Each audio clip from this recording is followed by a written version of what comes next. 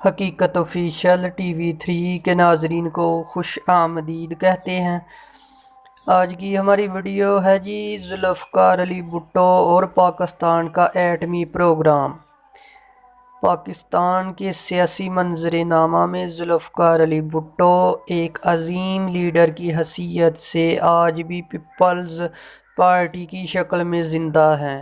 اس لیے یہ کہنا غلط نہ ہوگا کہ پاکستان کی سیاست میں ہی نہیں بلکہ دنیا کے سیاسی منظرنامے میں ذوالفقار علی بھٹو کا نام امر ہو چکا ہے۔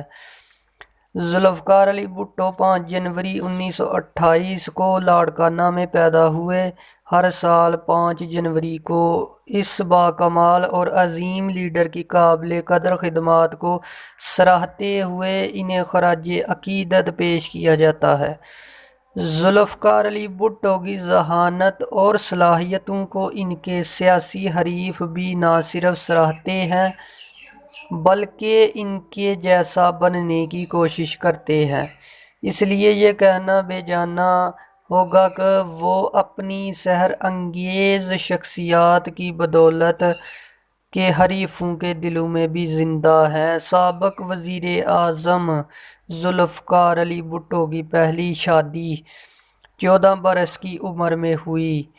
ان کی پہلی بیگم شیریں امیر بیگم کے بقول 14 برس کی عمر میں ان پر قائد اعظم محمد علی جناح جیسا لیڈر بننے کی دھن سوار تھی۔ پھر وہ وقت بھی آیا جب وہ قائد اعظم محمد علی جناح کے ہاتھوں بننے والے پاکستان کے وزیر اعظم بنے اور پھر 1976 میں کے دفاع کو ناقابل تسخیر بنانے کے لیے ایٹمی پروگرام کا بھرپور آغاز کیا، جس کی تکمیل سے پاکستان ایٹمی طاقت بنا۔ آج پاکستان کا شمار دنیا کے طاقتور ترین ممالک میں ہوتا ہے۔ پاکستان اس 7 ملکوں میں شامل ہے جن کے پاس ایٹمی طاقت موجود ہے۔ پاکستان میں ایٹمی پروگرام کا آغاز 1960 میں ہوا۔ محب وطن اور باصلاحیت ڈاکٹر IH عثمان نے اٹامک انرجی کمیشن کے نام سے ایک ادارہ اسٹیبلش کیا۔ ان کے فرانسیسی اٹامک انرجی اور اٹلی میں اٹامک انرجی سیل کے سینئرز لوگوں سے تعلقات تھے۔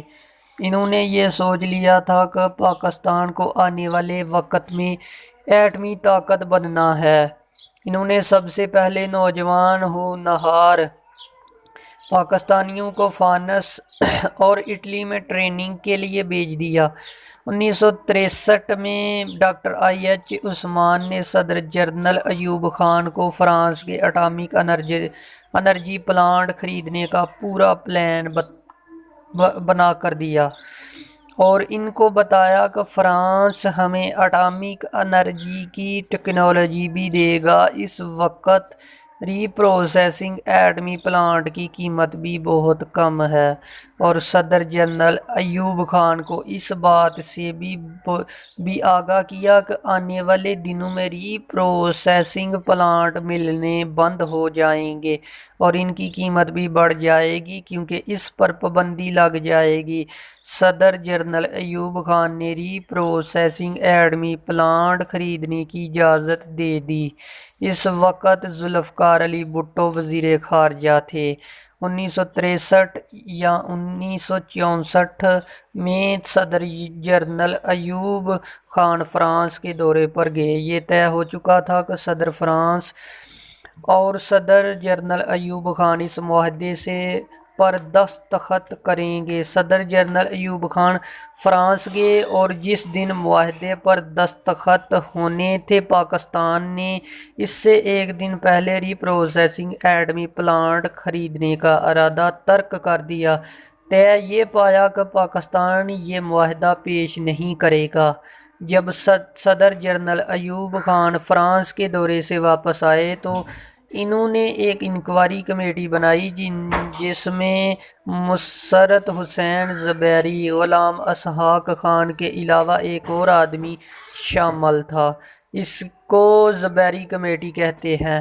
اس کمیٹی نے یہ رپورٹ پیش کرنی تھی کہ ری پروسیسنگ پلانٹ فرانس سے کیوں نہیں لیا گیا۔ زبیری کمیٹی نے 1967 میں رپورٹ پیش کی جو یہ تھی کہ کچھ سینئر سول سرونٹ نے اس ایٹمی پلانٹ کے خریدنے میں رکاوٹ ڈالی، جس میں فائنانس منسٹر غلام اسحاق خان اور ڈیفنس سیکریٹری غیاث الدین احمد پیش تھے۔ اس کے بعد کمیٹی کی رپورٹ کو مختلف رپورٹوں میں الجھا دیا گیا اور 2-3 سال تک یہ رپورٹ ادھر ادھر گھومتی رہی۔